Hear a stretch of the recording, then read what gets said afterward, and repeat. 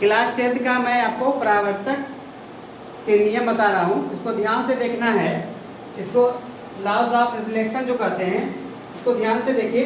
कहता है कि आपतित किरण परावर्तित किरण और आपतन बिंदु पर डाला गया अभिलंब तीनों एक ही समतल में होते हैं।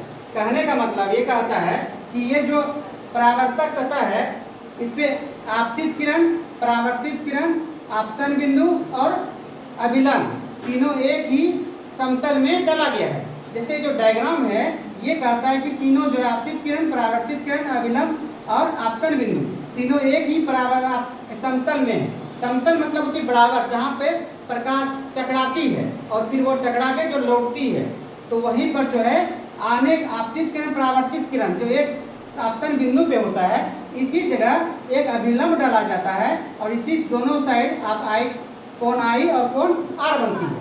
तो ये इसे आगे नीचे लिखा है, आपतन कोण परावर्तन कोण के बराबर होते हैं। कहता है आपतन कोण परावर्तन कोण क्या होते हैं? बराबर होते हैं, बराबर होते हैं। यहाँ पे दिए हैं अर्थात कोण आई बराबर कोण आर, कोण आई बराबर कोण आर। अब ये जो डायग्राम है, ये परावर्तन के जो नियम है, इसको बस 1 मिनट देखना है। ये क्या है? एम एन क्या है? परावर्तक सतह है, परावर्तक सतह है। ए वो क्या है? आपतित किरण है। और ओ क्या है? आपतन बिंदु है। और ओ और बी क्या है? परावर्तित किरण है। और ओ पी क्या है? अभिलंब है।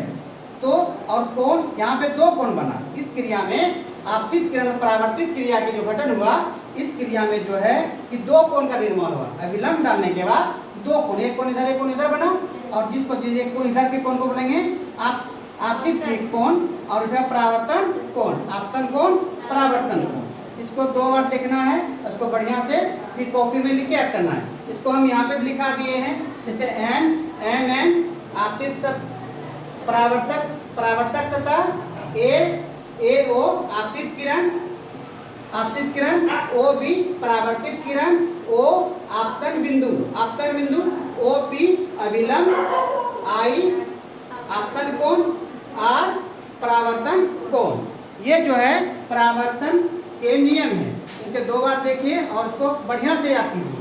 ये जो अगर ये नहीं समझिएगा तो पूरा किताब को रिफ्लेक्शन लाइट को नहीं समझ पाइएगा कि प्रकाश आती कहाँ है, टकराती है, कौन कहाँ बनता है, तो फिर समझ में दिक्कत हो जाएगा। और इस प्रकार अगर समझ लेंगे तो आपकी किताब में कुछ भी परावर्तित किरण बोलेंगे, आपतन बिंदु बोलेंगे, तो आप बिल्कुल क्लियर से इसको समझ लीजिएगा, दिक्कत आपको नहीं होगा।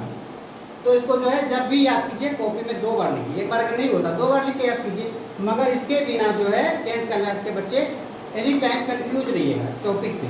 टॉपिक क्या आपतित किरण पूछेगा एनी टाइम, उसमें कंफ्यूज आपतित किरण क्या होता है। अगर एक बार इसको डायग्राम को देख लिए, डायग्राम को बढ़िया समझ लिए, तो कभी लाइफ में दिक्कत नहीं होगा।